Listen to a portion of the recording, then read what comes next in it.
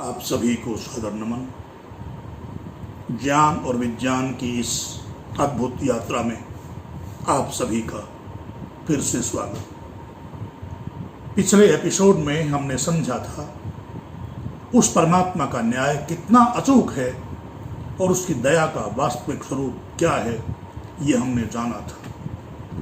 आज हम एक ऐसे विषय पर बात करने जा रहे हैं जो इंसानी दिमाग को पूरी तरह झकझोर देता है।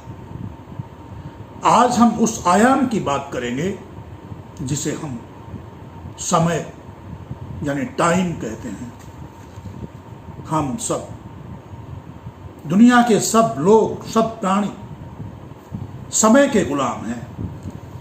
हमारी उम्र बढ़ती है, हम बूढ़े होते हैं, घड़ी की सुइयां लगातार भाग रही हैं, लेकिन इस ब्रह्मांड को बनाने वाली वह महाशक्ति समय के इस चक्र से मुक्त है, टाइमलेस। हम आर्य समाज के दूसरे नियम पर चर्चा कर रहे हैं। पाठ कर लेते। ईश्वर सच्चिदानंद स्वरूप, निराकार, सर्वशक्तिमान, न्यायकारी, दयालु, अजन्मा, अनंत, निर्विकार, अनादि, अनुपम, सर्वाधार, सर्वेश्वर, सर्वव्यापक, सर्वांतर्यामी, अजर, अमर, अभय, नित्य, पवित्र और सृष्टि करता है। उसी की उपासना करने योग्य है। आर्य समाज का ये दूसरा नियम परमपिता परमात्मा ईश्वर के 4 ऐसे गुणों को हमारे सामने रखता है जो समय से परे है, ईश्वर को समय से परे बनाते। नियम कहता है कि ईश्वर अजन्मा, अनंत, निर्विकार और अनादि। आइए आज विज्ञान और अध्यात्म के इस अनोखे संगम को समझते हैं, प्रयास करते हैं और अपने रोजमर्रा की जिंदगी की भ्रम को दूर करते हैं। सबसे बड़ा सवाल यह है कि ईश्वर का जन्म कब हुआ। जब बच्चे थोड़े बड़े होते हैं और उनके भीतर जिज्ञासा जागती है कि ईश्वर का जन्म कब हुआ। अक्सर बच्चे पूछते हैं, एक बहुत मासूम और बहुत गहरा सवाल पूछते हैं। बच्चे पूछते हैं, माँ, पिताजी, इस दुनिया को भगवान ने बनाया, तो भगवान को किसने बनाया? भगवान के माता पिता कौन है? इस सवाल पर माता पिता चुप हो जाते हैं या बच्चे को डांट कर बैठा देते हैं और कहते हैं ऐसा नहीं पूछते। लेकिन वैदिक दर्शन कहता है कि इस सवाल का जवाब बहुत तार्किक है। आर्य समाज का यह नियम कहता है कि ईश्वर अनादि और अजन्मा है। अनादि का अर्थ है जिसका कोई आदि ना हो, शुरुआत ना हो। अजन्मा का अर्थ है जिसका कभी जन्म न हुआ हो। इस बात को समझने के लिए हमें आज के विज्ञान और गणित का थोड़ा सा सहारा लेना होगा। मान लीजिए आप गिनती लिखना शुरू करते हैं, 1, 2, 3, 4, 5 गिन रहे हैं और ये आगे बढ़ती जाती है। अगर आपसे पूछा जाए कि इस गिनती का अंत कहाँ है, तो आप कहेंगे अनंत पर, इन्फिनिटी। लेकिन यदि ये पूछा जाए कि नंबरों की शुरुआत कहाँ से होती है, आप कहेंगे 0 से। अब सोचिए, 0 से पहले क्या था? 0 का जन्म कहाँ से हुआ? 0 को किसने बनाया? 0 अपने आप में मूल है। ठीक इसी प्रकार इस संसार की हर वस्तु किसी न किसी से बनी है। ये टेबल जो मेरे सामने है लकड़ी से बनी है। लकड़ी पेड़ से आई है, पेड़ बीज से आया है, यानी हर चीज का कोई न कोई कारण है। लेकिन अगर हम इस कारण की श्रृंखला में पीछे चलते जाएं तो कहीं ना कहीं जाकर तो रुकना होगा। कोई तो ऐसा पहला बिंदु होगा जिसका कोई कारण नहीं होता, जो खुद सबका कारण होगा। उसी पहले बिंदु को जिसे किसी ने नहीं बनाया पर जिसने सबको बनाया, हम अनादि और अजन्मा परमात्मा कहते हैं। यदि ईश्वर को भी किसी ने बनाया होता तो वह ईश्वर नहीं रहता, बल्कि उसे बनाने वाला ईश्वर हो जाता। आज का विज्ञान जब ब्रह्मांड की उत्पत्ति को समझाता है तो वह बिग बैंग थ्योरी की बात करता है। वैज्ञानिक कहते हैं कि अरबों साल पहले, 13-14 अरब साल पहले एक महाविस्फोट हुआ, जिससे ये ब्रह्मांड, ये अंतरिक्ष और ये समय, टाइम पैदा हुआ, समय पैदा हुआ, स्पेस, अंतरिक्ष पैदा हुआ। कब? जब महाविस्फोट हुआ, अरबों साल पहले तक।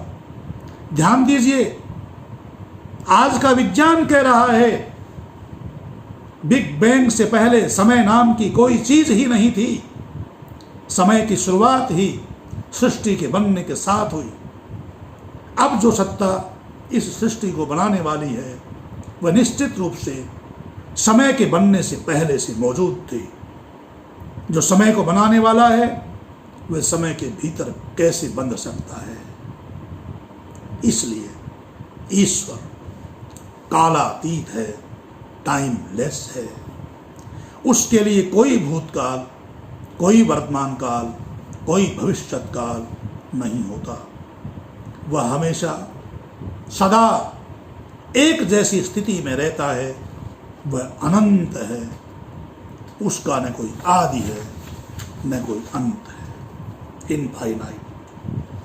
हमारे शरीर की उम्र बढ़ती है पर ईश्वर अजर है। हम इंसानों के साथ, प्राणियों के साथ क्या होता है? हमारा जन्म होता है, हम बच्चे होते हैं, फिर जवान होते हैं, फिर हमारे चेहरे पर झुर्रियाँ आने लगती हैं, बाल सफ़ेद होने लगते हैं। मेरे तो हो गए हैं, और एक दिन ये शरीर समाप्त हो जाता है। इसे विज्ञान की भाषा में एजिंग या एंट्रोपी कहते हैं। पदार्थ की हर चीज समय के साथ बदलती है, नष्ट होती है। आर्य समाज का नियम कहता है कि ईश्वर निर्विकार है। विकार का अर्थ होता है बदलाव या परिवर्तन, पर ईश्वर में कोई बदलाव नहीं होता। वह न कभी बच्चा था न कभी बूढ़ा होगा। वह जैसा अरबों साल पहले था वैसा ही आज भी है और वैसा ही हमेशा रहेगा। क्यों? क्योंकि वह जड़ पदार्थ नहीं है, वह परम चेतना है। हमारा ईश्वर प्रकृति से नहीं बना है। हमारा शरीर प्रकृति से बना है, इसलिए हमारे शरीर में विकार होता है।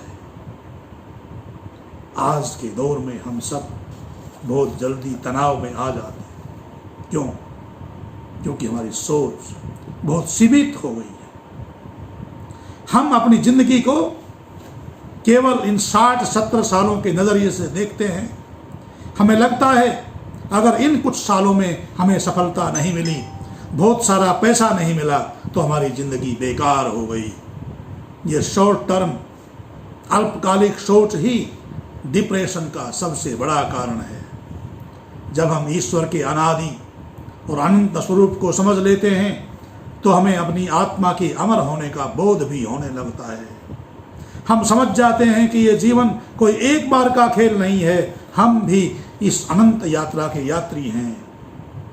आज जो असफलता हमें मिली है वह अंतिम नहीं है, बल्कि वह सीखने का एक पड़ाव है। इससे हमारे भीतर एक ठहराव आता है, एक मेंटल पीस आती है, शांति मिलती है। आजकल परिवारों में रिश्ते बहुत जल्दी टूट रहे हैं। लोग एक दूसरे को समय नहीं दे पाते, धैर्य, पेशेंस खत्म हो गया है। इस नियम से हमें धैर्य का संस्कार मिलता है। जब हम बच्चों को ये सिखाते हैं कि बेटा जो चीज़ें बहुत जल्दी बदलती हैं उनके पीछे मत भागो। फैशन बदलेगा, गजेट्स बदलेंगे, दोस्त बदलेंगे, अपने भीतर उस निर्विकार स्थिर ईश्वरीय सत्ता और अपनी आत्मा को पहचानो जो हमेशा तुम्हारे साथ रहेगी। एक राष्ट्र के रूप में भारत हमेशा से क्यों टिका रहा? मिस्र, यूनान, रोम जैसी बड़ी बड़ी सभ्यताएं समय के थपेड़ों में मिट गई, लेकिन हमारी संस्कृति आज भी जीवित है। क्यों? क्योंकि हमारी जड़ें सनातन और अनादि सिद्धांतों से जुड़ी हैं। हमने कभी भी अस्थायी चीज़ों को अपना आदर्श नहीं माना, हमने उस शाश्वत परमात्मा को अपना ध्येय माना।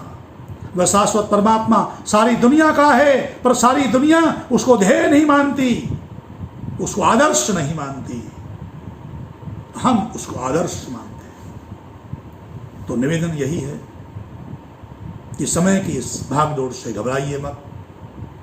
घड़ी की सुइयां आपको डरा नहीं सकती। अगर आपका नाता उस अनादि और अनंत परमात्मा से जुड़ गया है तो अपनी उम्र के डरने से मत घबराइए, अपनी आयु के बढ़ने से डरिए मत, क्योंकि आपका ये शरीर भले ही बूढ़ा हो रहा हो, लेकिन आपके भीतर बैठी आत्मा उस निर्विकारी प्रभु की तरह ही अनादि है, जो हमेशा युवा है, हमेशा जीवंत है। इसलिए शांत होकर बैठना सीखिए, उस समय से परे की सत्ता का ध्यान कीजिए और महसूस कीजिए कि ब्रह्मांड के सारे बदलावों के बीच भी आप सुरक्षित हैं, क्योंकि आप और हम उस अजर अमर परमात्मा की पावन गोद में बैठे हैं। आप उस परम माँ के आंचल में विराजमान हैं। इसलिए दुखी होने की आवश्यकता नहीं है। आगे हम और विचार करेंगे। इति ओम शम। जय भारत।